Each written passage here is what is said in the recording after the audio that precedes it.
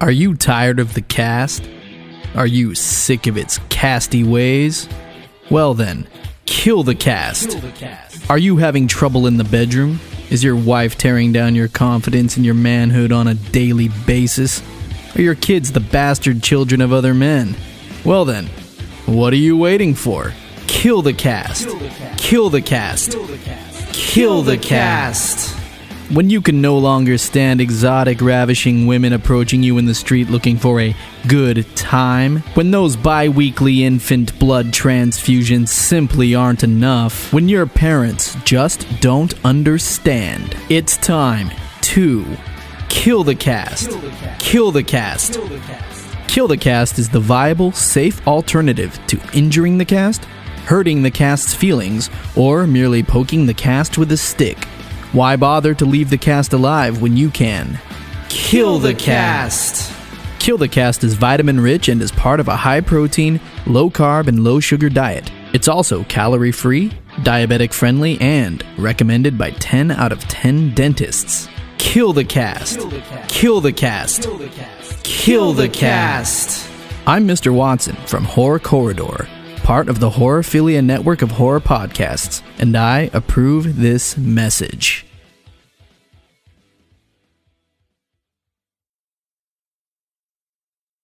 A little bit of sauce and then it becomes quite the sink.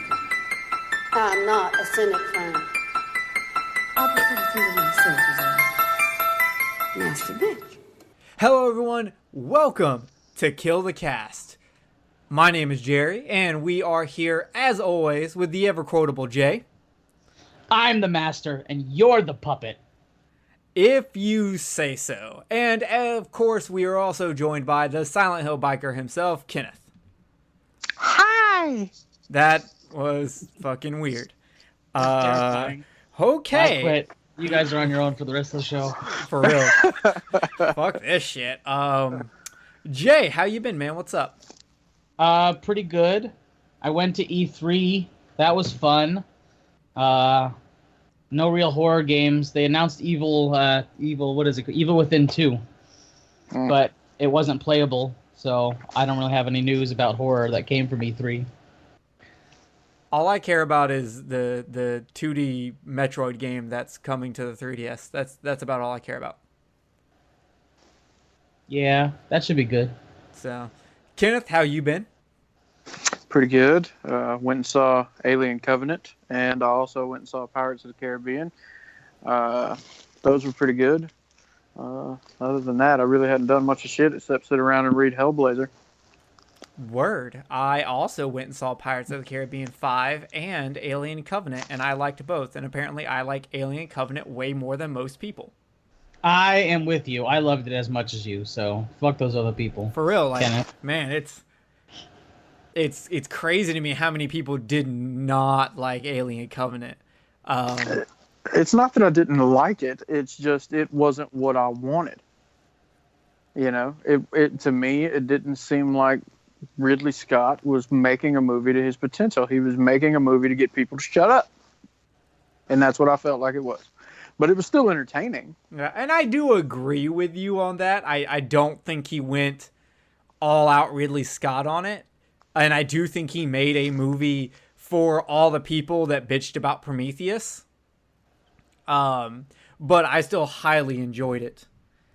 And I also got June's HorrorPack in, which was good. I did a Facebook Live in the Facebook group, and while I was also recording it for YouTube, I did both at the same time. And so you can either go in the Facebook Live group and watch that video, which went on for like almost an hour and a half, or you can watch the less than 10-minute YouTube version. So it was an okay pack. Let me grab this shit. We had Children of the Corn Genesis, which I've never seen, but everyone was actually telling me it's pretty good. We've got Kenneth's favorite, Deathgasm. Woohoo! Which is a good movie. I love Deathgasm. We have Killer Pinata, which was the HorrorPack exclusive, and I was also told someone rapes the pinata in this movie. What Is that the why it gets fuck? pissed off and kills people? I don't know, but Oh, when I was my doing word. the Facebook Live video, I think it was Derek. Shout out to 10 out of 10 Derek. He told me that there was pinata rape, and I'm like, oh shit, the pinata rapes people? What the fuck? And he's like, no, someone rapes the pinata. And I was like, oh fuck me. My word. And then we also had Scarehouse, which was the one that was signed, and this is actually the debut feature full-length movie of Gavin Michael Booth, who has directed a bunch of music videos. He's even directed some 311, not 311, fucking totally wrong band, Third Eye Blind music videos. Oh man, you're gonna piss somebody off with that comment. For real. And he actually saw my YouTube video, dug it, and wants to come on the podcast. So we're going to talk to him about Scarehouse sometime in the near future, which you can actually watch on his website. I will actually pull the link to Scarehouse so you can watch it on his website. The Blu-ray will officially come out next month, I believe is what he told me. So for right now, it's only in HorrorPack, but like next month, you should actually be able to buy it on Blu-ray. So it's really cool. We're gonna check out some independent horror soon, review it, and talk to him. So that's gonna come out sometime in the near future. He's a really cool dude. So I'm excited about it. And before we get into our main feature, some more news came out about the Friday the 13th lawsuit. So I'm going to quote this, and this is from a website, and I feel really bad because now I can't remember the website's name, but it was either Pop Horror or Horror Freak News. One of those two. But I'm just going to quote them, and it is, in simple terms, Miller will retain the rights to the name Friday the 13th, while Horror Inc. and Sean Cunningham will retain the rights to Jason Voorhees. The reason that Horror Inc. and Cunningham can keep Jason is because their version we know only appeared in later films that Miller was not associated with. That means that Victor Miller can make a Friday the 13th film, but he cannot include Jason, and Sean Cunningham can make a Jason movie, just not using the Friday the 13th title. So Miller basically... Well, how's this going to work for the remake? That's the question. What remake? The reboot, whatever. Dude, that shit's already been stopped, man. Yeah, that shit is dead. It's dead in the water. They've already canceled it. Well, that makes me sad. Yeah, that got canceled like a month ago. Well, I don't know anything.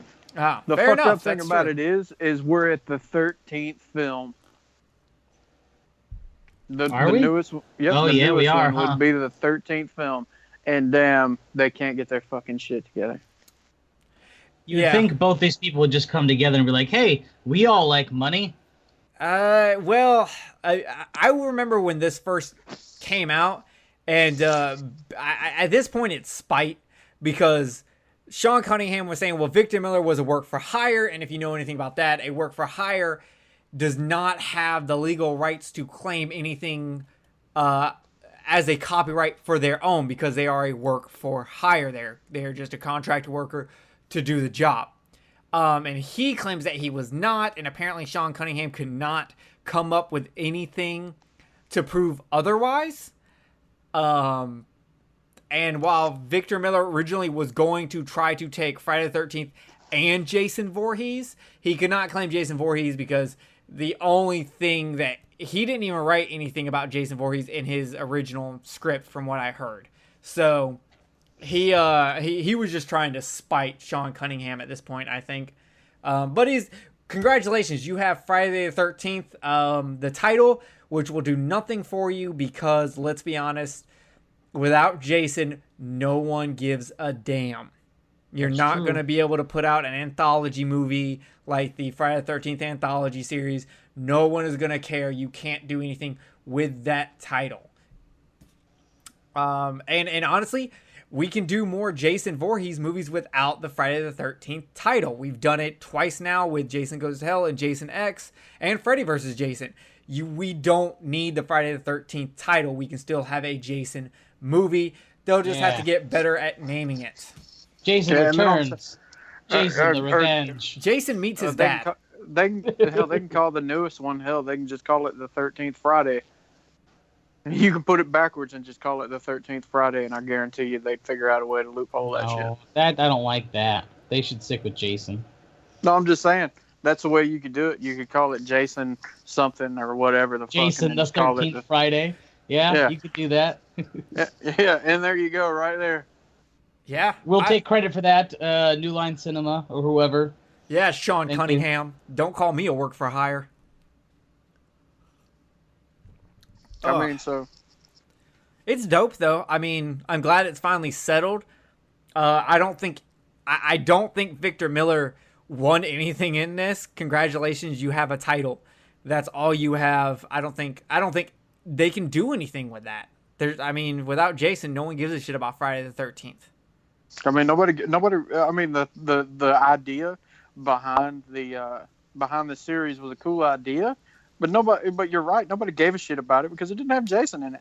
Yes, exactly. So, who cares? It's congratulations, I guess, but it doesn't matter. So, anyway, we tonight are covering one of the longest running franchises by Full Moon ever, Puppetmaster. Came out in 1989. It had... Okay, so I had a little bit of hard time finding any actual information about their budget, but I did find something that said a $400,000 budget. So psychics find themselves plotted against by a former colleague who committed suicide after discovering animated, murderous puppets. It's directed by David Schmoller and written by Charles Brand and Kenneth J. Hall. And also there's two other people that are kind of credited with it, the director and also J.S. Cardone. It has a 5.7 rating on IMDb, which is pretty good for a horror movie.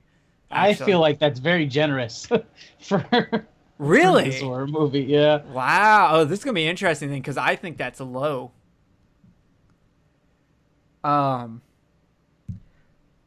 is fucking JP from goddamn 22 Shots messaging me? Shut the fuck up, JP. You're ruining my show. Anyway. No, you're ruining the show by checking your phone. No, it's because I'm looking. All my notes are on my phone. Oh, that makes sense then. I forgive you. Okay, so this movie starts off with a dude named Andre Talon, who is a puppet master. He found some Egyptian scrolls that were taught down throughout history, and he can now make inanimate objects live objects. I have a question for y'all. Semen, okay. Oh, fuck, I forgot the question. It was in my head, and I literally just fucking blinked. So anyway, Andre's got these puppets. We see ones running around. We see the Men in Black show up, because obviously there's aliens involved. Those are Nazis. Those aren't the Men in Black. What do you mean they're not? But I was singing the Men in Black song. Here I really like Men in Black. I really like how they shot that. Little dude running around. Oh yeah, the yes, puppet that running. Was cool. That actually said that was dope. It didn't make any sense, but no, because you could hear him breathing and shit and making little noise and whatever. I thought that was cool. Yeah, I was like, he's breathing a little too hard. At this point, no one would probably notice it, but later on in the movie, when everyone's at the hotel and there's no other people there and they're all running around and shit, I'm like, come on, man, you don't fucking have any kind of like way to not hear someone breathing and running around. You don't hear you don't hear that? Come on. Fuck out of here. Well, it's the same thing at the beginning, man. You mean to tell me that out of all them people that are running through there, nobody would see that little dude with the hat on running across the fuck? I mean, he's right in the middle of the sidewalk. It ain't like he's hiding. He played a lot of Metal Gear in his day, okay? He's really, really solid at stealth maneuvers. But for real, I mean, one woman and a dog noticed this thing running through the halls. How do you think that woman felt? Like, what the fuck did I just see? I can't even report this. Everyone's gonna think I'm taking too much Vicodin. I can't say anything. That's one of them things where you just look down at it and instead of screaming or whatever, you're just like, I need to go take a nap. I've been up too long. Yeah, for real. And so, he opens fucking Andre. He opens up the wall. He hides the puppets in there. Blade shows up at the last minute. He puts Blade in there also. The German guys show up, and he doesn't even like try to shoot him out with it first. He just immediately kills himself. Like, That's an awesome scene too. I don't know. If it was me though, I would at least try to take a couple of pop shots. Like, I mean, like, it's not like you're in Germany. You're in America. How many Nazis can they honestly send over? There can't be that many hidden around. I mean, it is 1939. This is before America's gotten into the war, so I guess there could be more Nazis around without us knowing. But still, this is very early for Nazis to be showing up to try to find puppets. But I guess one of my favorite things is occultism when it comes to Nazis. The whole mythology of the occult feel in Nazism is actually really good. Yeah, I was actually just fixing to mention that. I mean, it's just like, I seriously doubt they give a shit about the puppets. They probably just want to scroll so that way, the Fuhrer can live forever. Yeah. Oh, fuck. I didn't even put that together. I just thought they wanted weird shit. No, they wanted a formula. And the guy that knows how to use the formula. Mm-hmm. So he probably killed himself to avoid being tortured. And a man that fucking old, I imagine torture would probably be a lot worse than somebody our age. Yeah. And you know what else? Why didn't Andre have his puppets help him, like, get shit ready for all this? Like, he just starts setting them in there and doesn't have any of them, like, help him get anything ready at all. I'm like, I don't know. You're Because he just wanted to live happily ever after with his puppets. Yeah, was he fucking the puppets? Probably. At least one of them. That's weird. Now, yeah, you take the leeches out of that one. That might be pretty awesome. You know, I like, the leech woman is the only one that I have a legit problem with. Because it doesn't make sense. Even in She the world, should not be able to produce living organisms. Yeah, from her even in wood the body. world of not making sense. Did she have the leeches already inside of her when she was in the trunk, and those leeches like survive? And we're talking way too many leeches that could actually fit in that body. Or is there some kind of magic that just creates a leech on the spot for her to fucking spit out? Like, is she, like, fuck giving life to an inanimate object? This inanimate object just created life. Yep. Yeah, that part bothers me too. Like, all the other puppets, I'm cool with 100%. The one that was looking out the window was a little of a racist stereotype, but it's the 80s. I'll forgive it. I'll tell you what, they missed an opportunity with Tunneler, because his name is Tunneler. They should have called him Drill Sergeant. Oh my god, they should have. Why did they not do that? He was fucking dressed like a military officer, and he had a drill on his head. That's Drill Sergeant. Yeah, literally. That's pretty good. Man, see, this is if Mega Man would have created him, he would have been named right. No, they're all man in Mega Man. He'd be Drill Man. Oh, you're right. Damn it, Mega Man, you let me down again. Either way, it doesn't matter. The leech woman gets killed in the second one anyway. Oh, well, I haven't seen the second one, god damn it. You're killing me. Actually, I watched the trailer for the second one, and I was like, this doesn't look good. Like, at all. Like, and keep in mind, I actually liked this movie watching it. Because I enjoy this movie. I watched it a lot when I was younger, but you know, in the second one, they kind of change up the mythology a little bit. So a little bit. I'm trying to not make it to where he doesn't want to watch it, asshole. Like, because I kind of want to watch him now. I don't know if I'm going to buy the cheap DVD or I'm going to look at the Blu-ray releases, but I kind of want to see where this series goes. DVD. Yeah, I might end up just going and buying that $10 cheap DVD. I don't even think I paid $10, James. No, you paid it's $7. It's $7.50. Wow. Yeah. I looked at it tonight because I went to Walmart right before I came. Well, I'll tell you what. I don't know how you feel, Kenneth, but I feel like they're just VHS rips after the first one. Oh yeah, the quality is fucking shit. I watched the second one today, and it was actually kind of difficult because I was like, my God, this looks like crap. Looks like a shitty YouTube video. I wonder if any of them are streaming. I mean, those seem I think like some of good, them are shitty on streaming Hulu. ones. I'm gonna Because Full Moon put a bunch of stuff on Hulu. I'll check while we talk. look. Okay, cool. Let's see. So we're not gonna walk through the whole movie, but I do want to get through this setup. We then go to Yale University present day, where a guy is dreaming of leeches, and then we have a cut to a fortune teller who. Okay, now if I go to a fortune teller, at first I really thought she sucked. Because she was like, I see retail in your future. And he's like, haha, retail, Yeah. whatever happened. And then she changed it. Oh, I mean, I only saw retail because you're going to be a fucking foreman construction worker building a shopping mall and you're going to get rich. And I'm like, building a store that will be retail is not the same as being in retail. And then she looks to the lady and she's like, your grandmother is going to die. And she's like, mine's already dead. Oh, it must be his. Like... what the fuck? And then out of nowhere, she has an acid trip and sees all this weird shit. And then we just cut away.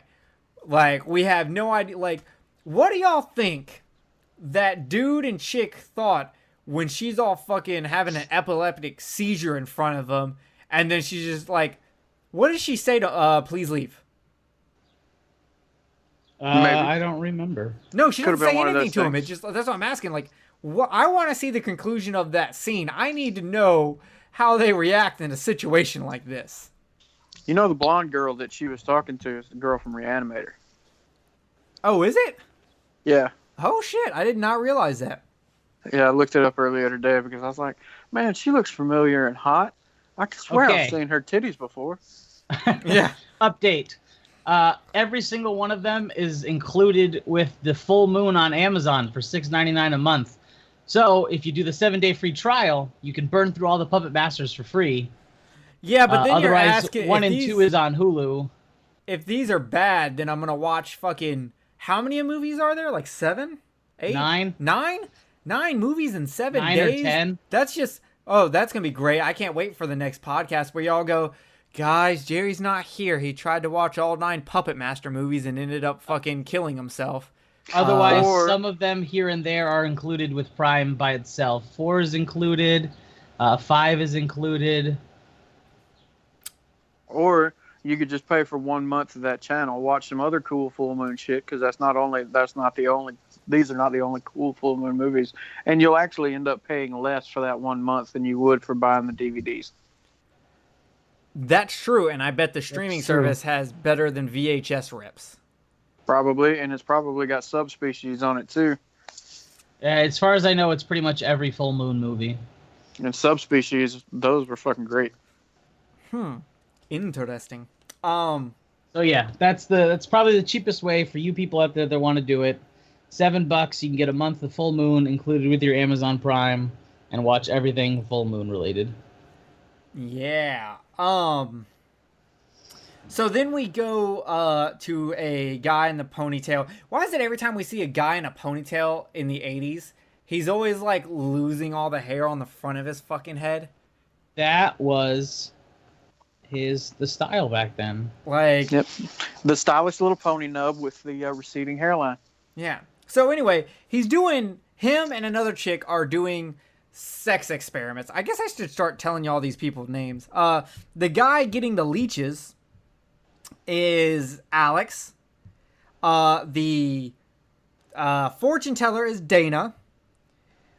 Here we have Frank and Carissa. Carissa's the blonde. Frank's the guy with the ponytail who can't let it go that he's getting old as shit.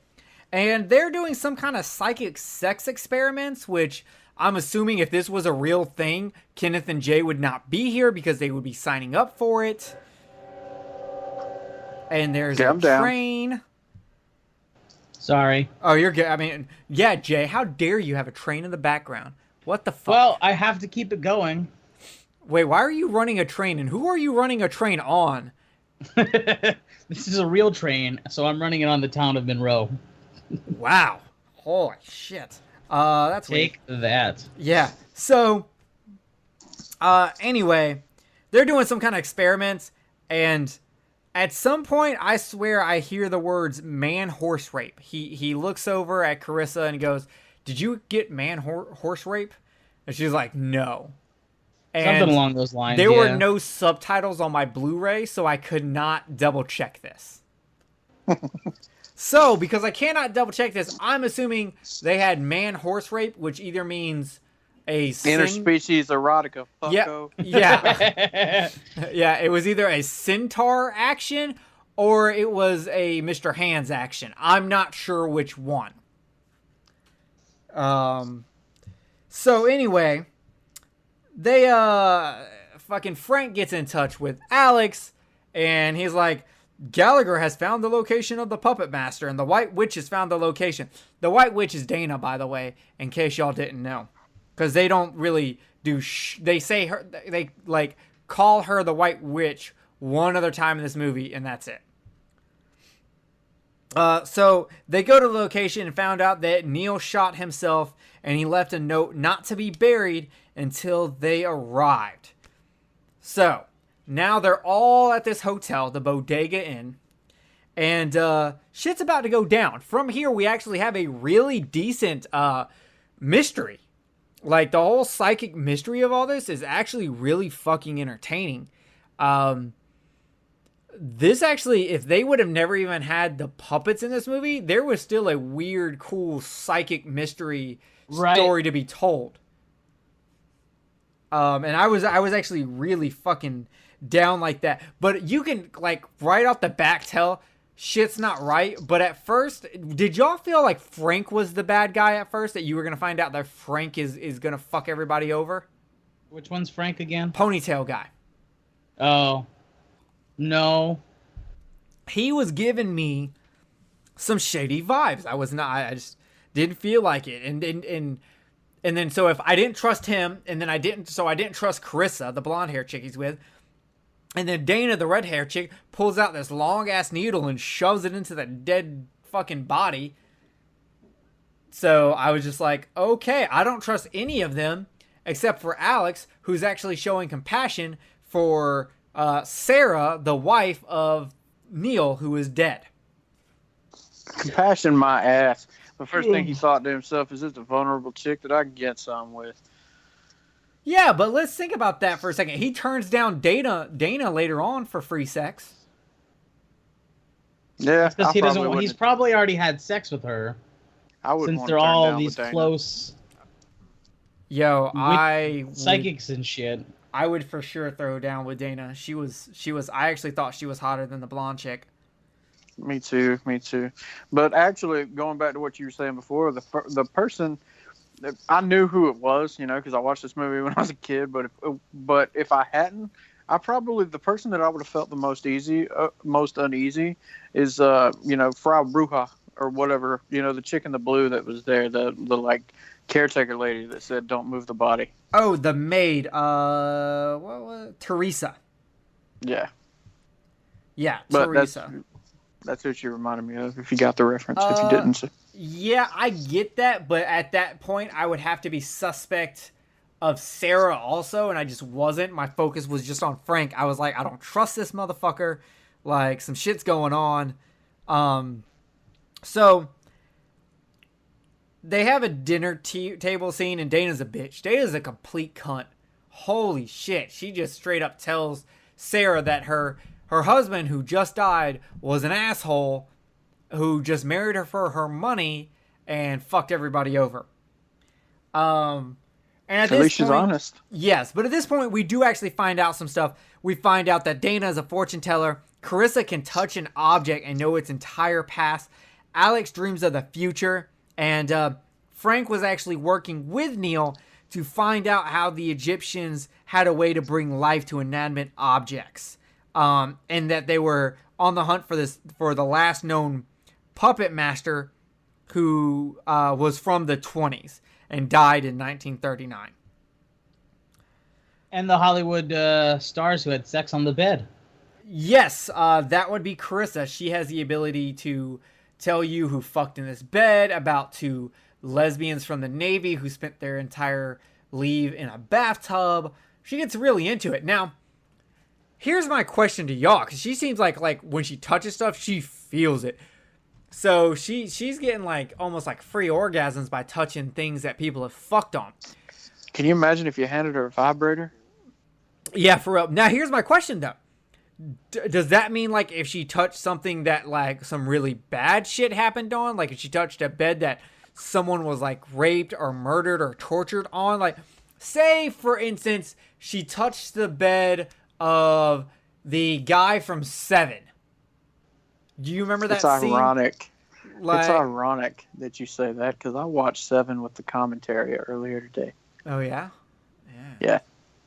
I wonder if there's a Kill the Cat show coming up that has that. I wonder. Probably not. That's not even close to horror. We don't cover thrillers. Moving on.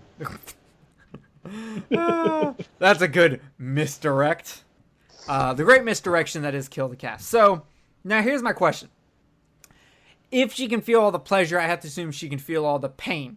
So, now, if that's the case, would y'all want this power? Like, Kenneth, you have the power to feel like you're getting your dick sucked if someone got their dick sucked on this bed. But at the same time, if you happen to walk into the attic of the house in Hellraiser, you would feel all the pain that Frank went through. Are you cool with that trade-off? It depends on if you have control of the ability or not. If you have no control of the ability, then no, because your entire life would be like that. Because every single object on the planet has been touched or fondled just about by somebody that has either been through some pleasure or some pain. So you really, how would you even be able to function? You basically end up in a damn padded room that you would hope that they had just built. Yeah. I guess there would have to be some control. They really don't show it in the movie, so it's hard to tell. Or there was another movie that I watched where somebody had that ability and they wore gloves all the time. Yeah, I mean, because it's X-Men. Yeah. It wasn't X-Men. That's not what I'm thinking about. But you got to. I know. I'm just kidding. That's very interesting. Now, Jay, would you take this ability, or are you with Kenneth on this? No. If it's uncontrollable, no, I don't want it. Because my fucking luck, like I'd sit down and take a shit in a public bathroom, and I'd have to experience like double shit because the last person that was there had diarrhea, and my day's just ruined. You know what? Fair enough. That makes sense. That's the reason why I don't shoot in public bathrooms. I'd never be able to you'd never be able to go to a hotel without some kind of either, like, sometimes you just don't want to get off. Sometimes you just want to go to bed. And so if you have to experience everything before you're able to be calm, then it's just a gamble. You'd never be able to go on vacation. You couldn't sleep over a friend's house of a couple who have crazy sex everywhere. Or you could. I would totally go to Jerry's house. I knew you were going to say that. Fucking. So we have our first, like, actual attack from a puppet. We have Pinhead, who somehow can get to the from the piano to the fireplace so damn fast without making a sound, even though we're hearing sounds. Our Teresa's just dumb and couldn't tell. But Teresa gets fucked up and goes missing, and we never see her for a long fucking time. I just assumed she was dead and the body was hidden. Now, a cool thing about Pinhead, that scene later on where he's like punching Dana in the face, that is actually a female midget actress, stunt actress, who that's her hands punching Dana, and she said she had a really hard time with it because the way she was hidden, she could not actually see anything. Oh, jeez. And she was so worried about actually punching Dana in the actress who played Dana in the face. That's funny. So I thought that was a cool bit of information. So Neil's body is moved, and I've always wondered, did Neil at this point move his body himself? Is he already walking around? Because spoiler alert, we find out he's walking around later on. Or does he have the puppets moving him? At this point, what do y'all think? Probably him, since nobody's around. It doesn't really matter. Those puppets would all have to work together, even with Pinhead, to move a body. That's true. And Blade's not going to be much of a help at all. Let's be honest. Oh no, this person was bashed in the head, and they have tiny cuts on their ankles. I don't know what's going on. How did this all happen? He could hook his pants leg or something and drag him. Yeah. By the way, this movie, all this is happening on December 8th. So this could be close to a Christmas watch, guys. You can watch this for Christmas. We then go to the sexual experimentation to talk to the dead. Now, I did not know that you could talk to the dead by fucking. Had I known this, I wouldn't. I would have never even looked at a Ouija board. We can just hold a seance by fucking. I want to know how this works. I need more information. If you have information on how fucking leads to talking to the dead, I need to know. It'll be awkward if I try to talk to a dead family member, but maybe I can reach out to someone else. I can reach out to Vincent Price while getting a blowjob. That sounds like a great idea. Well, they call orgasms the little death. The little death? Who calls it the little... Wait, I've never heard this. Yeah, it's from... Curse of Chucky, Chucky, Seed, Bride, whichever. One of the Chucky movies, god damn it. Oh, that's probably why I don't know it. I fucking... Jennifer Tilly. I don't like the Chucky movies. It wasn't just from that. It's been in other things, too. But that's actually... I'm sure. But that's what I remember it from. That's actually legit. They do call it that. Because there's something about, when you come to the point of having an orgasm that... like everything tenses up, and it's the closest that you come to the I guess the ecstasy of the moment of death. So literally, the closest you get to coming. Yeah, but at the same time, man. I mean, if you really think about that, it's just like if you're going through something absolutely horrible before you die, it's just like at what point in that horrible act does it go from absolute terror to ecstasy? Yeah. So, Carissa ties Frank up and blindfolds him. And at this point, I'm thinking, this is a really fucking weird movie for a killer doll film. Like, I did not expect people to be holding a seance while getting rammed. Like, I completely forgot about the group of psychics, and so that was a nice little surprise for me. Yeah, like, I felt watching this that maybe I've never seen the original Puppetmaster film. I know I've seen a Puppetmaster film. I don't think I've ever seen this one, the original, because I was like, what the fuck is going on? I don't remember psychic fucking seance leech dreaming in my killer puppet movie. I don't remember this. Who fucking did this? I did it. Apparently. You're welcome. And I gotta say, I don't know if y'all were paying close attention because y'all were watching that shitty VHS rip.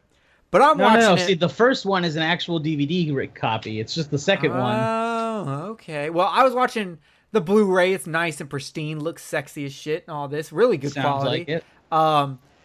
When Blade's perverted fucking puppet ass is looking through the keyhole, how does it... dude, Blade could never jack off. Well, no, I guess he could on the hook. As long as the hook's only pointed and it's not bladed on the inside, he could fucking rub himself with the hook, right? Sure. Yeah. I don't think he has a penis, though, considering he's a puppet. Well, didn't Chucky have a penis? Didn't he impregnate another doll? Yeah, but that was different. I would love to know how that's different. Because he took over the soul. He took over a fucking doll that was at retail of a little boy doll. I'm pretty sure. Oh, did he? And came back to life and rebuilt. Whoever rebuilt him was like, you know what he's missing? A dick. We need some baby doll cock. Chucky, his girlfriend rebuilds him, so that makes sense. That does make sense. The whole point of the reason why Chucky was trying to put his soul into a person is because after a certain amount of time, his soul would be stuck in the doll. Hence, that turning him into anatomically correct. That's the reason why later on in the series he's bleeding and shit, and he becomes more human. Wait, so at this point, no matter where they go in the series, has his time run out? Is he officially going to be a fucking doll forever? Like, can he no longer go into a fucking human body? Well, they can make up whatever rules they want. Yeah, but pretty much at the point of Seed of Chucky, there really was no turning back for him. But then they rebooted it with Curse of Chucky. Well, even when, like, the third one, at first it was like, you have to put your body into Andy. Oh, no you don't. Black kid works just fine. So Chucky enters a young black boy? No, he does not succeed. He does not. He's trying to. He was trying to enter a young black boy. Why specifically? I don't think there was a specific reason for Andy. No, they said he had to put he could only transfer into the first person revealed his true identity to. Where do these rules come from? Like, who opened the voodoo book? Magic book of rules? Where the fuck is this book at? I couldn't remember from the first one why Andy was so significant. We'll get back on Puppetmaster here in 1 second. Do both of y'all like the Child's Play series? I do. I think it's entertaining. Because aside from the severity of the loopholes that are all in it, but because throughout the continuity of it they change all kinds of shit, but yes they do. Overall it's still entertaining, except for Seed of Chucky. I thought that was one of the worst pieces of shit I ever seen. Yeah, I didn't like Seed either. I don't like the original Child's Play. I've never liked it. I don't think it's good. I don't think it's entertaining. I don't like it. And I've seen a couple more throughout the series. I saw the one with Jennifer Tilly gets turned into a doll. Oh, Jennifer Tilly's so hot too. She is, but I saw that one. I don't know which one that one is. I guess it's Bride. It's Bride. Yeah. I think I got like halfway through the one where they have a son and he's pulling some like Ed Wood, Glenn or Glenda shit or something. That's Seed of Chucky. And I think I got like halfway through that and I was like, this is fucking garbage. I'm not finishing this. Don't worry. In Curse of Chucky, she's no longer a doll anymore for some reason. Is Curse of Chucky good? Like, it's way better than than Seed of Chucky. Yeah, well, better than Bride of Chucky. A lot of people are gonna look better when compared to my penis compared to theirs, but that doesn't mean their penis is good. Have you ever watched the first one? Yeah, I've watched the first Child's Play a few times. He just said he didn't like it. I don't like it. Okay, I was just making sure because I got thrown off a little bit when you went straight into I think I've seen, and you went Seed and Bride of Chucky, which if for anybody out there that's only seen those two, don't base the entire series on those two. Because Ronnie Yu directed Bride of Chucky, and where it was entertaining at moments and amusing, I have no respect for Ronnie Yu doing horror movies after he did Freddy vs. Jason. Interesting. I like Freddy vs. Jason. In comparison to the rest of them, I don't. Freddy vs. Jason was entertaining, but other than that, they totally fucked the lore up. Yeah, I have to agree there. Okay, let's get back on topic. When Carissa is fucking Frank and Blade is looking through the keyhole, you can clearly see that the sheet is pulled all the way up to Frank's belly button. Oh, yeah, totally. And they are not fucking. But as soon as the puppets enter the room, the sheet's completely gone and you can see his bare legs. Yeah, it's because somebody knows that shot was fucked up, but they left it in there anyway for some reason. Yeah, they were like, dude, we're full moon. Who gives a shit? So then we get Tunneler who kills Carissa, and that was so fucking disappointing that was not on screen. I'm always disappointed when a kill isn't on screen in anything. I'm always disappointed when I pull my dick out. Sounds right here. Everyone's been disappointed by me my entire life. Why would my dick be any different? So I was just really upset that wasn't. But then we get the leech woman scene, which I have to say, this is the most goddamn disturbing scene in the entire movie. It's fucking creepy. She is licking and kissing all over Frank's nipples. So, which makes me believe she's Japanese because Asian. She's Asian. Have y'all noticed that in all Asian porn, they're really about the chicks licking and kissing all over the guy's nipples? You don't see that shit in American porn. Just Asian porn. I never really thought about it until now. I like But bukkake. We're not. I'm not talking Right? about bukkake. You said Asian porn, and my mind immediately goes to bukkake. It's your own fault. I like the ones when they put the cones around her neck. Oh my god. Have Hey, you does seen anybody that? want to kill the cast talks about porn episode? It'll be like this- just got it. It'll be like the Skeleton Crew episode where fucking Alex, Dave, and Dan just talked about porn the entire episode. We'll do a thought kill it the was cast version. I thought it was one where this chick, she had this thing around her neck so the jizz couldn't go anywhere, and she literally looked like she was afraid when it was getting up underneath her nose. I would imagine. I was watching it and I was laughing. I thought it was hilarious, but she apparently got paid well because it was I can't remember her name, but it was somebody that I knew. Like you knew wasn't like- personally, or just knew in porn? Yes, best friends. Yeah, totally. No, it was somebody that I knew from porn. It wasn't one of those Okay. obscure, random, chicks that got paid, $50 to do this because they needed the extra money. Is anyone else disappointed that they never I've never known anyone who actually did legit professional porn, even if they just did like one video. Why Like- would I you do. know somebody who did legit porn? I do. I mean, I'm just saying, like, I wish I would, like, oh yeah, I went to high school with them, and now they do porn. Like, I have a friend who's a suicide girl who I knew from before she was a suicide girl because I dated her cousin. I've got friends that have done like nude pictures that have surfaced on the internet, but I don't like know anyone who legit like at some point in their life did porn. I do. Did you know them beforehand? Before they did Before porn? they started doing it? Yeah. Well, I met them before I knew that they had done porn, and they were still doing it after I met them. Okay, so you were friends with someone who was already... See, I'm talking about, like, knowing someone before they did porn who then went into porn. Like, Oh no! Like most of the time, though, when I meet people like that, they're already in the middle of doing it.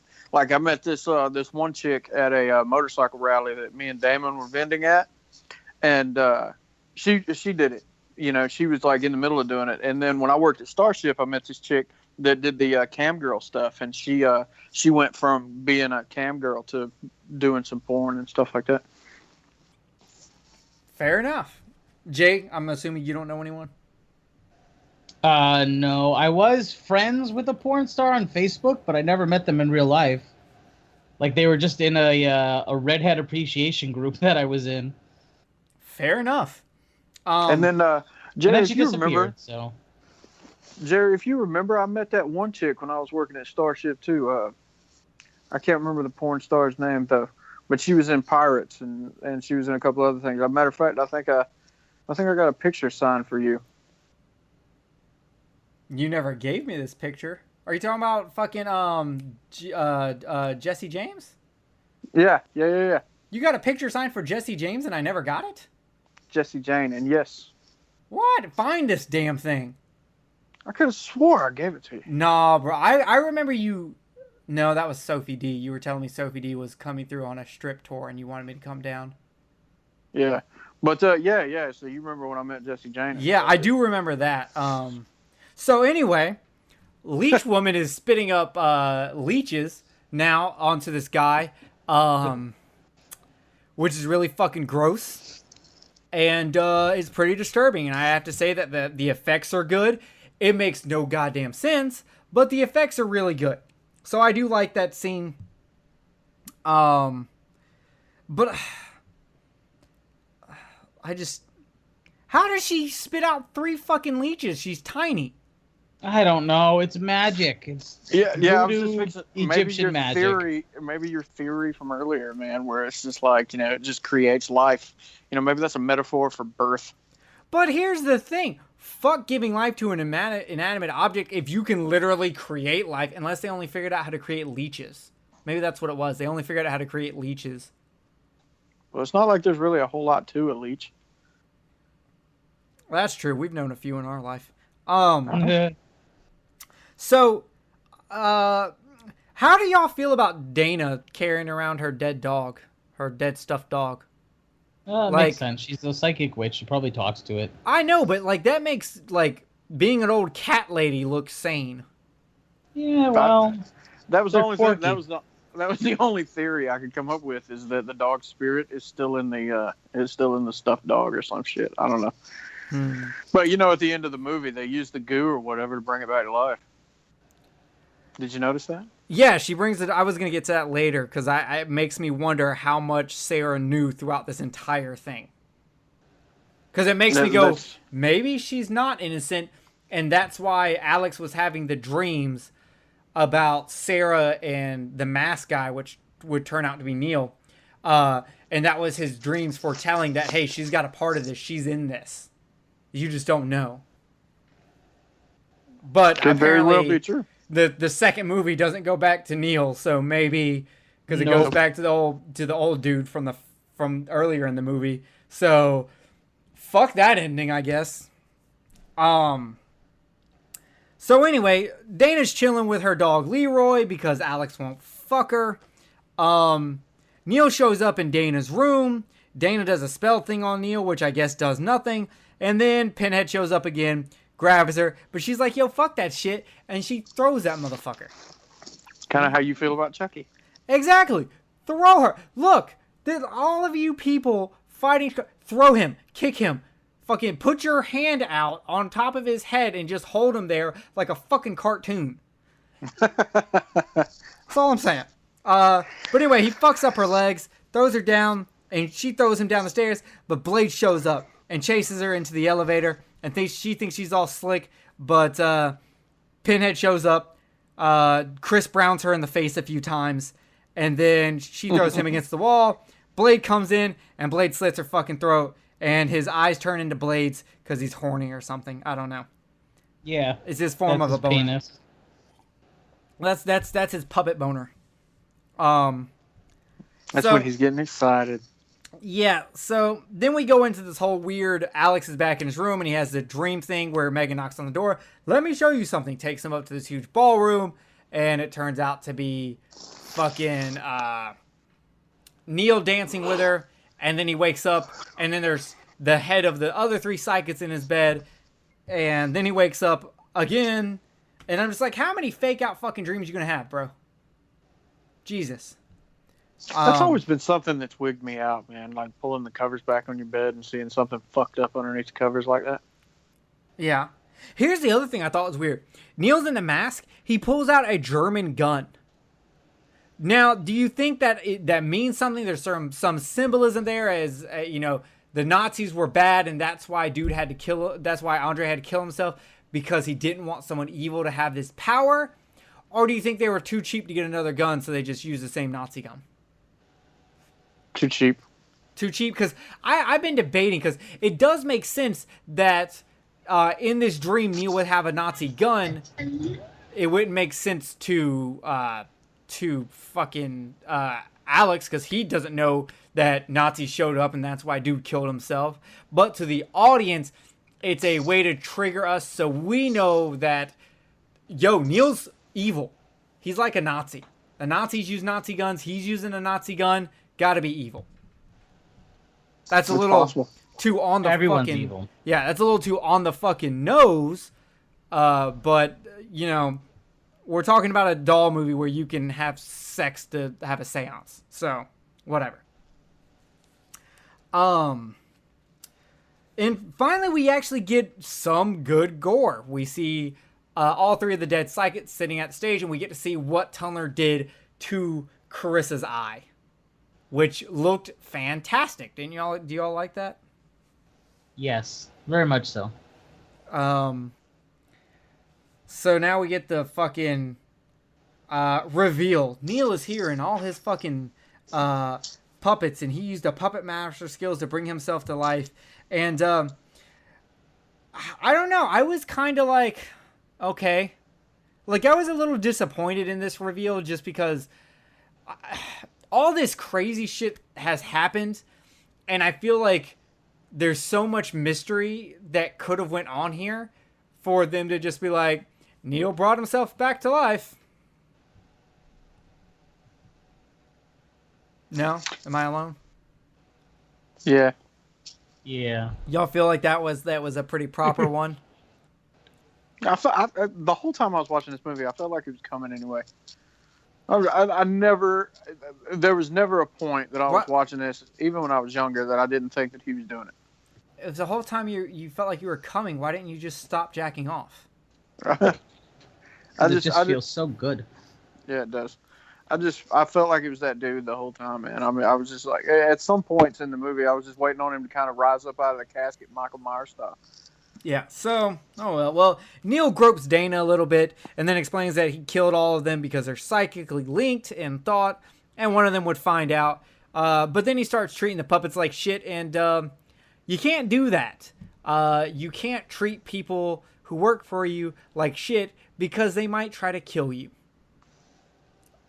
I'm not saying this directly to any of my bosses at work, but I'm saying, hey, don't treat your people like shit.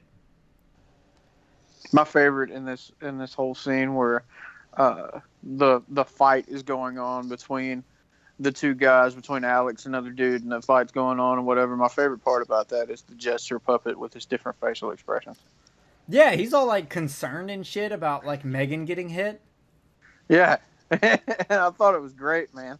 Yeah, here's my one problem though. They state that the puppets take on the personality of whoever brings them to life. And that person is the puppet master who can control them. So,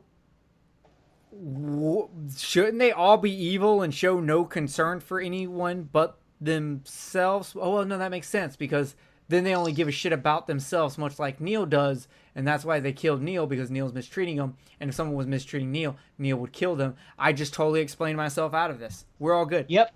You win, sir. Good night. Totally got that. So, there's a whole fight, and it's a pretty cool fight. Turns out the reason the blood, when his fingers get chopped off, is green was just so he's a puppet. Well, no, because then a second later, the blood coming out of his hand is yellow, which we know in a lot of movies represents embalming fluid, like in Phantasm. I just assumed it's because he turned himself into a puppet. Why would that give them green blood? Like, why becoming a? I don't know, because that's the color of the formula. I don't. Is it? Wait, formula? What formula? The formula that you use to bring things back to life. What formula? Fucking the old dude Puppetmaster just whispered an incantation into them and they came alive. Why do I think that? Oh, you know what? I'm thinking of the second one. Never mind. Go on. Oh, they do some reanimator shit. The second one? What the fuck? How come in the first one he can just speak some shit and they come back alive? I don't know. What the fuck? By the way, a few minutes ago you said something about what the tunneler had done to Carissa's eye. Yes. It wasn't her eye. What do you mean, her penis? It was her mouth. And I know because I have it paused, freeze frame on my TV right now. Oh, I said it was her eye, but it was her mouth? Giggity, giggity, goo. Okay. Because I'm always watching the movie, so I actually fast forwarded it to that part. And yeah, I've got her fucked up face freeze framed on my TV right now. Gotcha. But anyway, the actual only reason that the fingertips bleed green was because they were trying to not get hit by the sensors really hard, because originally this was going to be a theatrical release. So they did green blood instead of red blood. Fair enough. Fair enough. Makes sense. But apparently, since they use fucking Herbert West's fucking reanimation liquid to turn puppets into real life in the next movie, you can just say, "Oh no, that's the make good liquid." Make good. Well, I mean, make good liquid. Come on, boys and girls, and come get your make good liquid. They actually use that trick quite a lot, where they make the fluid coming out of a body a different color to bring down the censorship. Because I was watching The Fifth Element the other day, and I was thinking about that when he's like pulling the stones out of that, out of the diva, Oh yeah, Yeah. and it's blue. and yeah, and he's got blue all over his hands Except and all that that. makes that shit. sense. She's a fucking alien. Yeah, but the same thing. If it had been red or any kind of gory, that movie wouldn't have been able to be. The movie was already rated R. I think it would have been fine. I doubt it. Actually, I think it's rated PG-13. What? Yeah, I think it is. Poppycock. Let me check. Check it real quick. I think it is actually rated PG-13. So they end up fucking this dude up. They hold him down, and the leech woman spits a leech out into his mouth. Yay! And that was gross. Oh, you're right. PG-13. All Yeah, right. see? And the funniest thing ever is when Blade unhooks his lip, there's a pop sound, and that just had me laughing. I don't know why that was so funny to me, but it was. When a movie ends like this and there's like 3 people dead, what do you think the police thought of all this? Like, the police show up and there's a dead body that died a week ago that's now all fucked up, and then there's 3 other fucking bodies that have been really fucked up.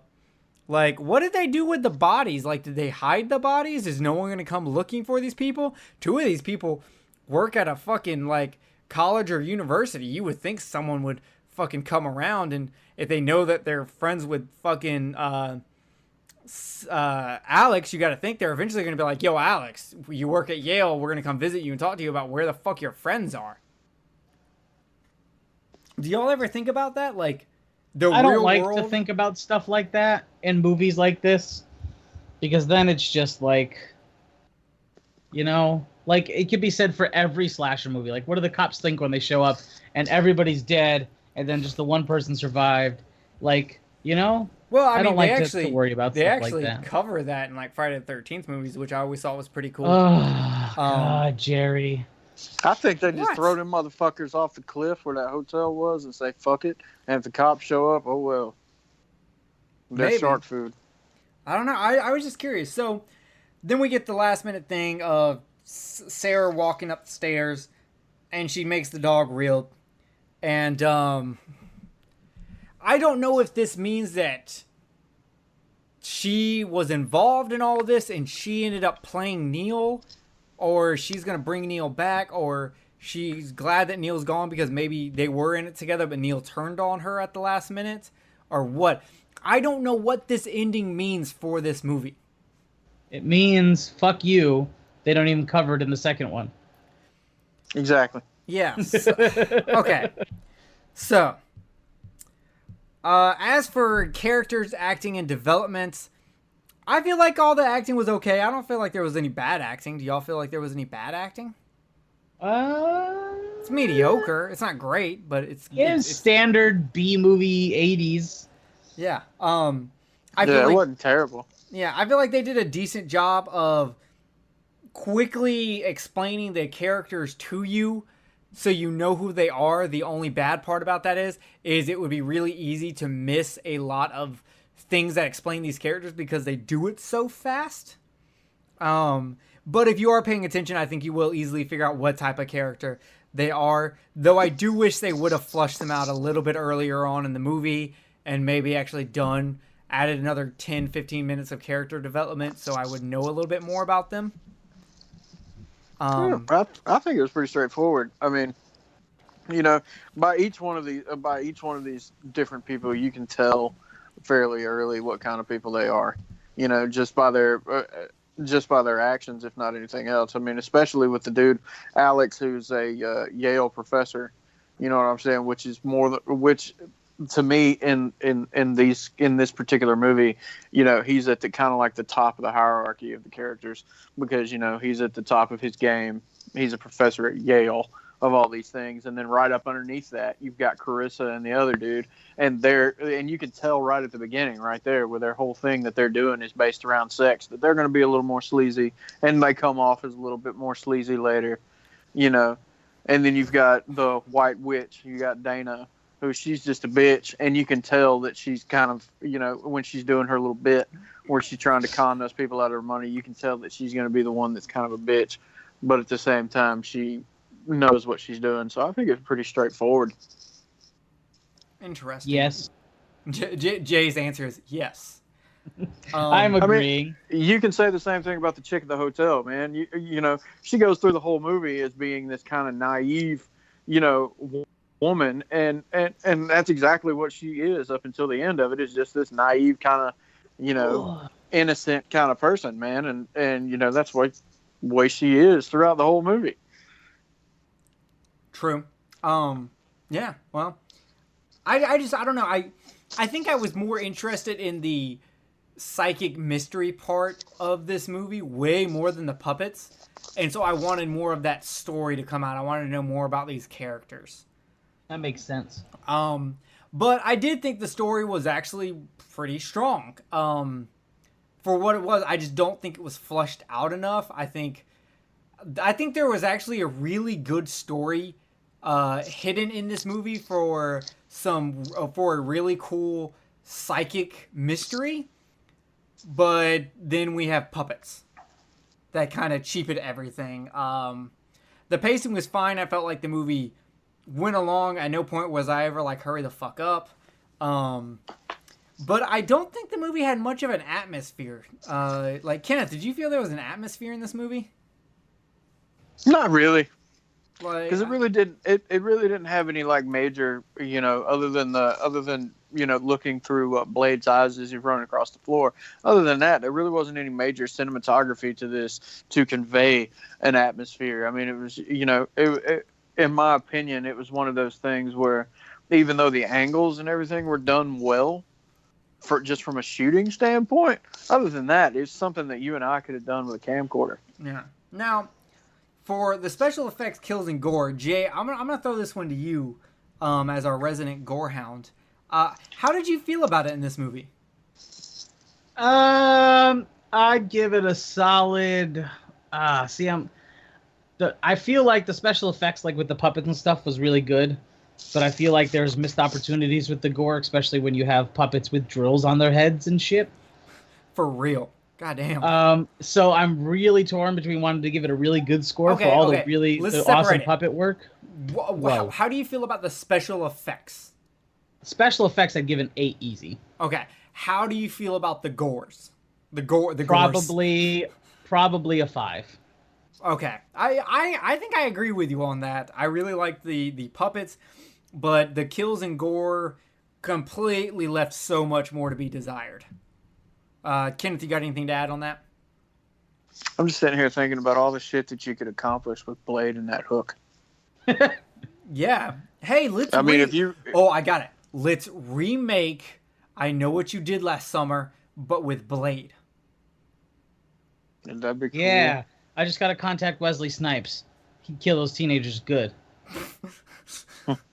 But, you know, that's what I was thinking. Just like I think it'd be really cool if, like, Pinhead grabbed a hold of somebody and fucking just got them around the throat and crushed, you know what I'm saying, crushed their neck and everything. I think that would have been cool. Yeah. I do wish they would have named Pinhead something besides Pinhead, because every time I hear Pinhead, the puppet's not what I'm thinking about. Right. And I thought about that earlier when I was watching it, and I had a really, really cool name for him in my head, and now I can't remember it. For Pinhead? Yeah, for Pinhead, I had a cool name. Is it as cool as Drill Sergeant? Because I'm just saying. No, that one was actually really good. I think we should just say fuck it and call him Bronson and be done with it. Oh my god. You know what someone said the other day? Kenneth, you've seen the movie Bronson, right? Yeah. Okay. I haven't. No I haven't. spoilers. I actually have not either. So I only watched the scene that was for this, and I don't think, and I can't tell you if it gives anything away, but I don't think it does. Okay, I posted a picture of myself, I think in like the 22 Shots group or something, because it had to do with some shit. Someone said I look like the guy who Bronson pours tea for. Like, Bronson pours tea for a cop or guard or some shit, and then he pulls tea for this other guy that just walks in the room. I don't remember that. I don't remember well enough. I'd have to go back and Okay, watch it. but apparently I look like that guy. Because I've only seen it like twice. Okay, well anyway. And the biggest things that I remember about it is I remember Tom Hardy's performance was fucking amazing, and how shot out the movie was. Fair enough. Well, back on topic. So I agree with Jay on all of that. I think there's a lot to be left to be desired for the kills and the gore, but the special effects were actually really good. As for, is this movie scary? Is the horror disturbing? I'm never scared in this movie. And unless, honestly, you're scared of dolls or puppets, you're not going to be scared in this movie. The only disturbing thing in this at all is literally the leech lady. Her throwing up leeches is pretty disturbing. I agree. Yeah. All right, so let's because like the music and everything in this movie really gave it kind of more of a whimsical kind of feel to it when you're watching it, you know, and I really, really enjoyed that part of it. Because, I mean, it almost is like, even though you're watching these little things run around and kill people, you almost want to just like, oh my God, I just want to play with it. You know what I mean? When you're watching it, even though these things are killing folks. You know what I mean? I am so glad you said that. I've been trying to figure out what word I wanted for the music, because while watching, I'm like, why does this seem like a little kid's adventure movie? Right. Like, what the fuck's going on? Am I watching Peter Pan? Did someone change this and not tell me? Did my Blu-ray have the wrong score? Were these recalled? Whimsical. That is the fucking proper word. Holy shit. Okay, let's get into best scene, worst scene. I think my favorite scene is actually the opening where Andre kills himself. I like that. It really sets up the mystery, which is my favorite part of this film. And I think because of that, I think the rest of the film benefits a lot from it. Jay, I know you said you really like that scene also. Is that your favorite scene? I like it for how gory it is. I love a good visual suicide scene. Yeah, mostly because one day Jay and I are probably going to reenact them. Kenneth, I tried. I keep coming back. Pain in the dick. Yeah. Well, Jay, sometimes you just have to accept that you're a failure in life, and you're just going to have to finish. You're going to have to finish naturally and deal with it. Terrible. The rope keeps snapping. The gun keeps jamming. The fan just fucking broke right off. This was not good craftsmanship. Man, you can't be cool like an Indiana Jones and ride around on the fucking ceiling fan. It just ain't gonna happen. I really want like a movie where like there's two suicides in the movie, and one is a guy who like breaks into like I guess his girlfriend's fucking house or something and hangs himself, but on a really sturdy fan that's actually spinning. So when she comes in, she gets just fucking kicked in the face by his fucking feet as he's spinning. And that's just one more. That's just the final. Take that, bitch. Yes. Okay. And this next one is actually my idea. If my life ever got so fucking bad that I wanted to end it, and like I was down in the dumps, like it has to be absolute shit. I gotta be homeless and like addicted to drugs and like sucking dick, not for free, but to actually gain things. I'm going to sacrifice myself to either really, really ruin someone's life or help them save their life. And here's what I'm going to do. I'm going to get a hooker. All right? Hold on. I'm going to get a hooker, okay? We're going to be having sex. I'm going to be hitting this doggy style, okay? I'm then going to slightly lean over her and then just like as deep as I can slit my fucking throat, and I mean gouge the fuck out of it, so that I slump over on top of her. I'm just bleeding everywhere. I've got IBS, so you know, like shitting myself is gonna be fucking terrible. It's just gonna be really bad, and she's either gonna be like, it's either gonna save her because it's gonna be like that moment where she's like, I've hit rock bottom, I've got to change this, and she's gonna have a very successful life after that, or it's going to fuck her for the rest of her life, and she's never going to get better. She's going to actually go lower down in the hooker food chain because she's going to be so fucked up on drugs, it's going to be worse. And it's a 50-50 flip on the coin which ways it's going to go, but I think it's worth that risk. I think we need to film this scene. I could turn that whole scene into a short movie. Dude, we could actually I agree with Jay. We could write a short story on this. Who's it? I've got you. What letter it beat. comes with? What letter does it come with? I've got you beat. S for suicide. Duh. I've got you beat for suicide plans, though. Okay, So, what's yours? Let's. I gotta hear this. If I'm doing it, I'm getting cargo pants with as many fucking pockets as I can. Okay, super I'm ultra filling- cargo pants. I'm filling up the pockets with fun-sized candies. I'm walking Wait, myself. are you to killing the top yourself of the or are you gonna fuck yes, kids? Listen. I'm carrying myself to the top of the tallest building I can find. I'm flinging my fucking ass off that building. Splat. Candy explodes everywhere. Passerbys. Holy shit, he must have had a really terrible... Hey, look, Snickers.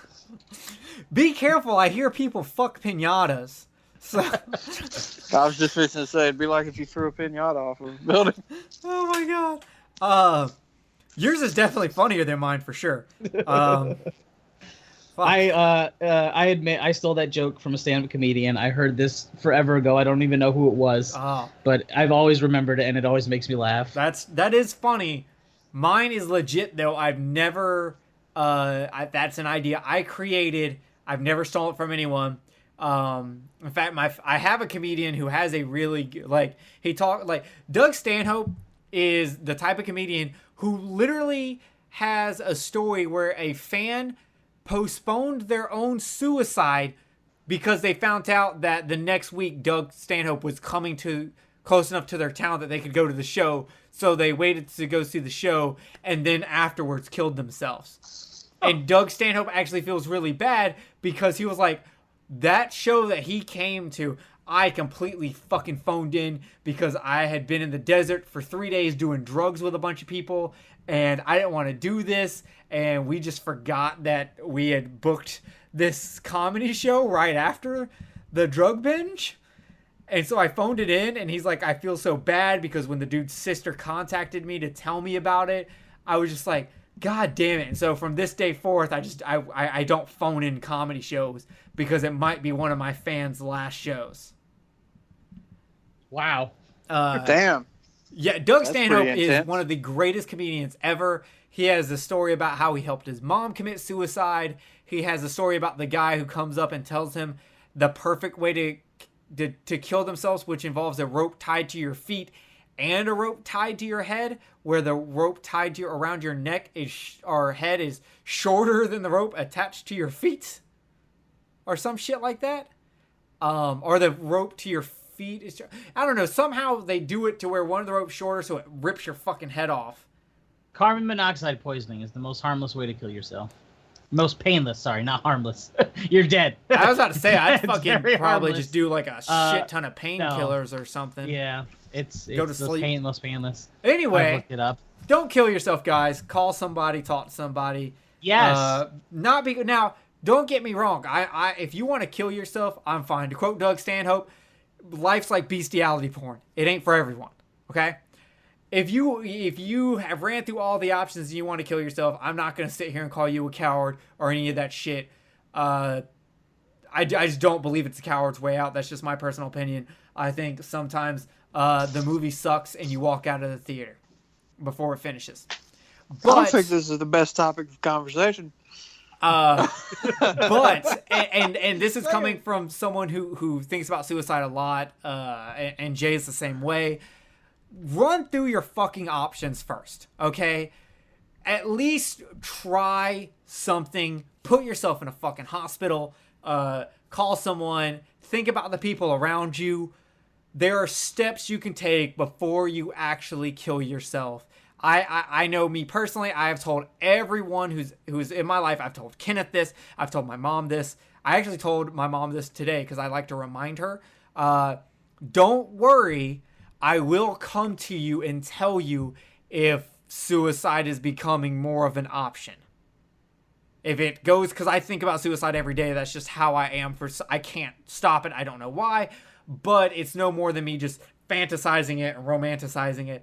It's not me actually going through, like actually planning it, going through with it. So my safeguard is when it actually gets to that step, I will come and tell you. And when I do, take it seriously. Put me in a hospital, lock me the fuck away, do something. And that's my safeguard. Have a safeguard. Have people who honestly will be there for you. And I don't mean your fucking friends on Facebook who will repost a suicide hotline status. I mean people who actually give a fuck about you. And I know this got all serious, but fuck it. Well, I can't Message sit me. here and say that I hadn't thought about, fucking goddamn being in a car or something like that, pulling a Fight Club and just driving off the side of the fucking road. Dude, you know what I think about a lot? And I've actually thought about this while I've been in the car with you before, Kenneth. Just grabbing the wheel of the wheel, because I'm always the passenger because I don't drive. Just grabbing that wheel and running into oncoming traffic. Or opening the door and just jumping the fuck out. Why couldn't you have done that when we were riding in the truck? I was trying so hard to figure out a way to get rid of that goddamn truck. Because I didn't want to kill us, Kenneth. You wouldn't have. It was a fucking Chevy Silverado. It would have fucked it up, but it wouldn't have killed us. Well, I had gap insurance. So does my bitch. But if you do that, shit in my Toyota, you better hope that we don't live through it. Oh my god. What was the original topic of all this? Best scenes. Kenneth, what is your best scene of the movie? Oh, fuck us. My favorite one is actually, I mentioned it before, when dude pulls back the covers and the three heads are underneath the covers. That was my favorite one. Okay. Worst scene to the movie to me is Carissa's death, just because that's such a missed opportunity. Does anyone else have another scene that they think is the worst scene? Jay, where are you at?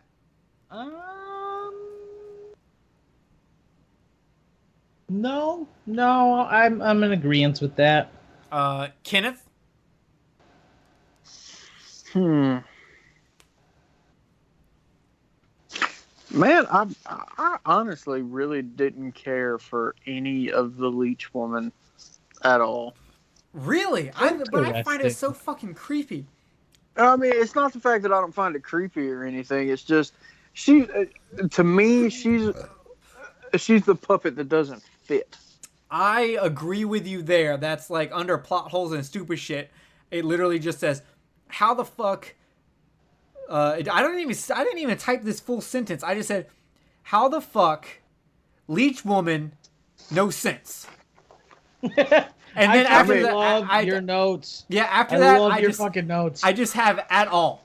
Like I know, like literally, it's how the fuck, Leech Woman, no sense. Period. At all. Period. Yeah, man. I mean, it's just, it's not the fact that I didn't find her creepy. She was very creepy. It's just she doesn't, I don't know. It's just she doesn't mesh with the others to me. She doesn't fall into the same, for lack of a better term, the same box as the rest of them. And I don't know whether that's a good thing or a bad thing for most people, but for me, it just, it kind of, she was the one that kind of threw me out of it. Huh. Puppetmaster 2 has a 5.5 on IMDb, and Puppetmaster 1 only has a 5.7. But I'm looking, the puppets return and hunt paranormal researchers in an attempt to take their brain fluid for their master. So do you have to make the fluid out of psychics? Or just paranormal researchers? I don't know. Or is that It's like just empaths? people. It's just people. Hey, are It's you just an people. empath? I need your fucking brain. It was just people. My favorite thing about the second one is the Torch. Torch. Oh my god, he was badass. I was actually about to ask you. I see a guy who's shooting flame out of his fucking arm.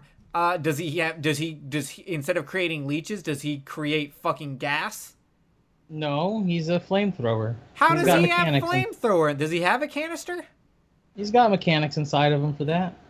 Yeah, and in that one, in the second one, they go into what's actually inside the puppet. Actually, there's a scene where they're like, "Go kill this guy and bring them back to me," and Torch just like completely burns them to a crisp, and he's like, "Stop setting things on fire."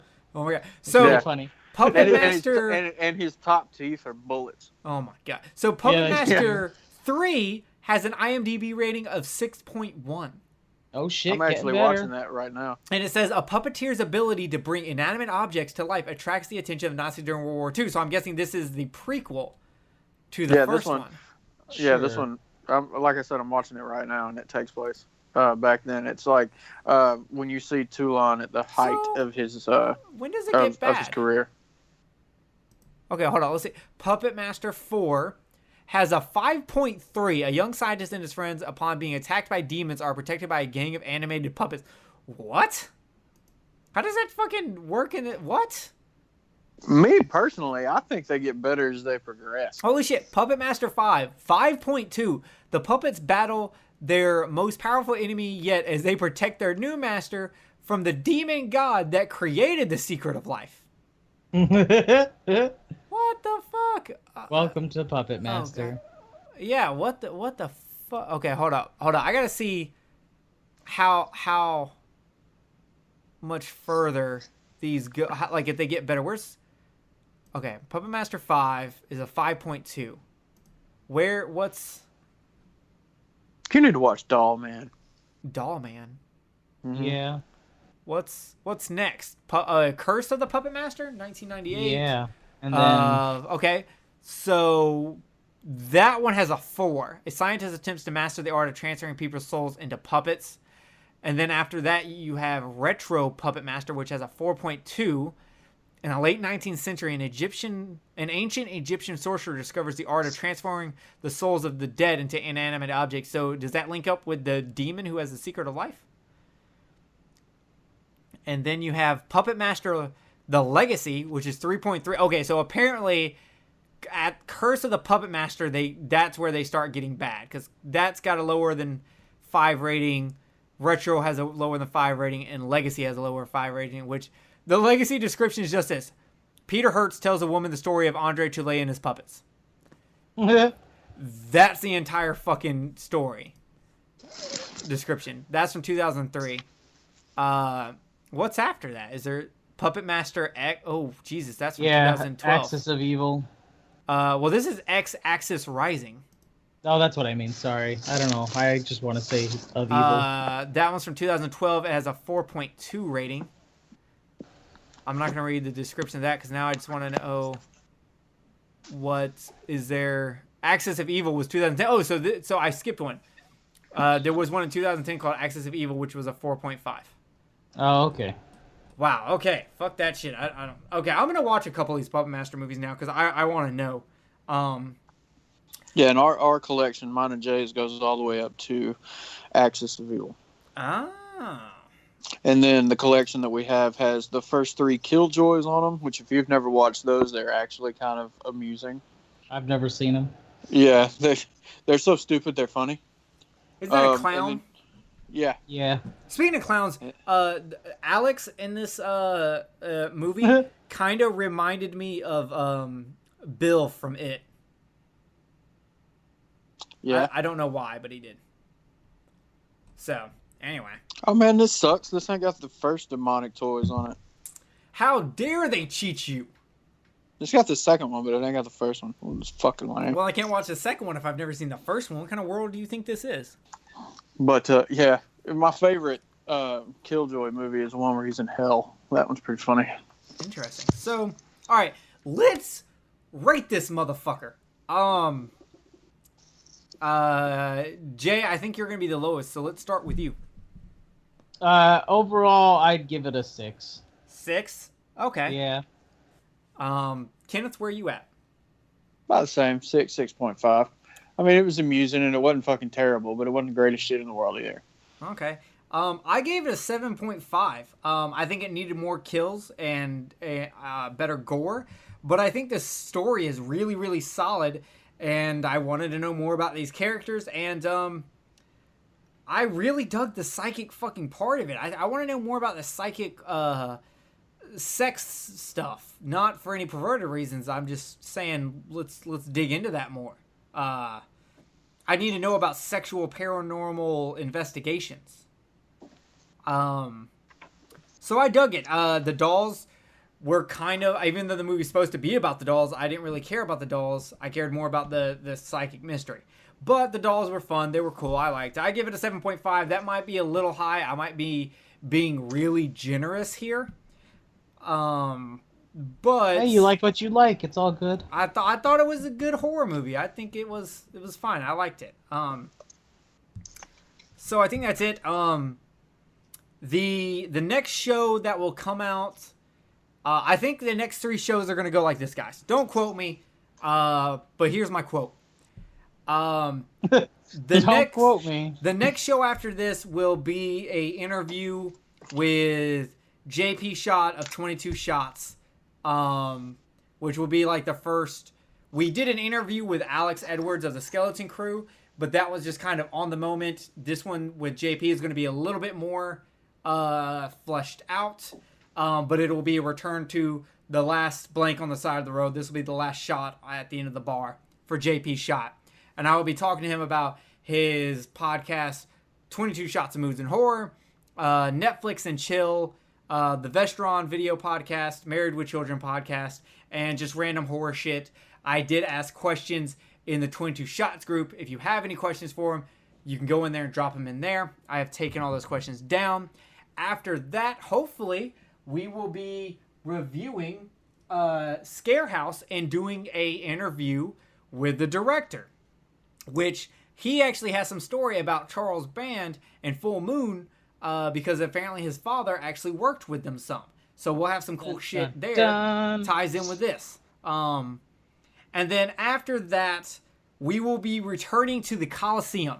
We are doing Horror Coliseum, Silence of the Lambs versus 7. We're going to give the title out Best 90s Thriller. And props to Kenneth. He actually came up with this one. So that will be our next 3 shows. After that, we do have tons of ideas for shows we're going to do. So we'll probably put up a poll and let y'all decide our next show after that as we get closer to it, unless I just go, we're fucking doing this. We're going to interview random hookers and see which one wants blood all over their back. Yeah, because obviously my life's done. I'm going to interview Well, see, now I want to do this, but I don't want to do it literally because I don't want to be without my baby Jerry Bear. So hold up, time's out. It's Jer Bear, not Jerry Bear. The fuck kind of Care Bear has Jerry Bear? Whoa, it's goddamn Jer Bear. Fuck I want, guys. Mine. Anyhow, Let's keep the lover spat off the show, please. We can talk about this when we're done recording. right? Well, fuck it then. You want to get your throat slit? Get your throat slit. Anyhow, I want to see. I want to get figure out some kind of way that we can do this, and for it not to be real. It actually It's not that hard. Well, no. Here's the thing: we could either write a short story or a script for this pretty easily, because it's not like there's going to be that much into it. It's a prologue setting up me as a character, why I'm doing it, getting the hooker, doing it, and then ending it. You got to leave it open. You don't want to tell them what the hooker did. That's for the sequel after it. I want to do it as a prank. As a prank. Oh, I thought you meant like us actually doing. Because I was gonna say, writing a short story and a script for this would be easy, and this would not be that hard to fucking film. Like, Okay, let's film that scene, just that part of it. We can do the rest of it normally, but let's do just that part of it as a prank because I want the realism. oh my god! I'm serious. I As want a prank the realism. for who? I don't care. I want to see the genuine fear. We'll go to fucking Reno and we'll do it there. But I want to see the genuine fear. Alrighty then. I don't know what. I think that might get us arrested. I feel like it's just a prank, bro. It's just a prank. Not if we go to Reno. Prostitution's legal there. Yeah, but faking yourself. Yeah, they're an established business, which means they can call the cops on us. I didn't say to the bunny ranch. Yeah, but if we do this where prostitution is illegal, because then we have less chance of them calling the cops on us after they're pissed, and we can just be like, here's an extra, I don't want $100. to get killed by a pimp. Well, Right. that's why we bring extra money in cocaine, and we go, we're just fucking around. Sorry, here's an extra payment as a bonus. Yeah, but see, Thank then you. I won't get. Then if we do that, I won't get my genuine fear because she'll be so fucked up that she won't realize that it's real. Also, Bitch. before you do the blood thing, we should actually just have sex with her too. Right. So anyway, Jerry guys, that's Jerry Kill can the just go Cast. last. So Jerry can get the sloppy third. Jerry can just go last. Oh I mean, if we're gonna pay God. for a hooker, we might as well use her. I'm just saying. Hey man, she, after we scare the shit out of her, she at least needs to get paid well for her services. I mean, because fuck, goddamn, she's a working girl. I said we were gonna bring extra money and extra cocaine. Right. I mean, well. No, I don't want to coke that. I want a high class hooker. No, we're not gonna give her I don't- cocaine until afterwards. I don't want an STD. And then on top of that, I mean, for all Bitch, you know, we're she getting may a not- hooker. You better bring some penicillin with you and man the fuck up. Hey man, not necessarily, dude. Not all. Okay, them, I don't hookers have are crack whores. I don't have Charlie what I'm Sheen saying? hooker money. Okay. I mean, they're not all of them are crack whores. I mean, this girl could be putting herself through college or something. You never know. I got about the same amount of fucking hooker money that the people that made Puppetmaster probably have right now. Okay, it's not a Listen, lot. I got a better idea. I've just written the script in my head. All three of us get together, and Jerry's plan is to kill himself in front of us and the hooker. Then we just hire this person as an actress and don't really have to pay them anything. What are we? This will be good for your career. We'll give you Yes, exposure. Not exactly. real money, but exposure. Independent film seeks actress looking to pad resume. Yeah. I know somebody that'd probably be down. I'm gonna say they gotta have sex with us now. That's the...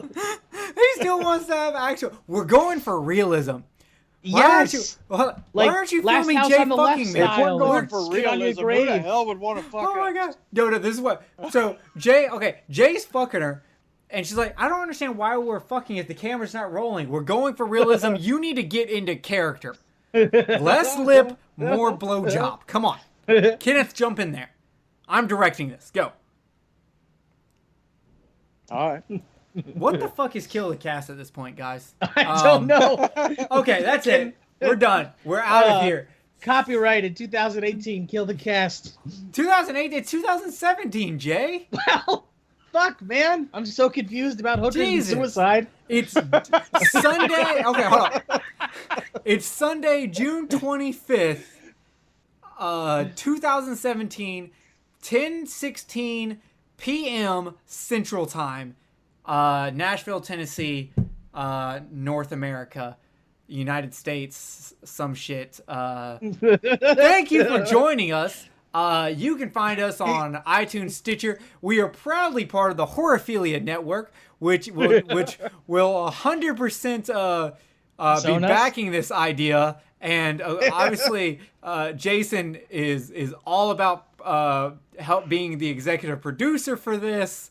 We'll get Joey from Slice and Dice Dreadcast and Death by Podcast to be the script writer.